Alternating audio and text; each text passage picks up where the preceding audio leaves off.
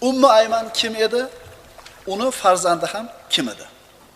Payg'ambarimiz sollallohu alayhi vasallamga payg'ambarlik keldi, 7-yil kirdi. Mushriklar tomonidan musulmonlarga va payg'ambarimiz sollallohu alayhi vasallamga berilayotgan aziyatlar haddan oshib ketdi. Mana shunday bir mashaqqatli, qiyinchilik kunlarda Rasululloh sollallohu alayhi vasallamga xushxabar kelib qoldi. Ummu Ayman o'g'il ko'ribdi. Ummu Ayman kim edi?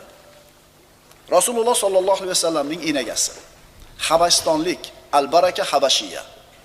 Bilasizlar, sirat darslaridan Rasululloh sollallohu alayhi vasallam 6 yoshida onasi bilan Yasribga safar qilganda, shunda Yasribdan qaytib kelayotganlarida onasi vafot etgan edi.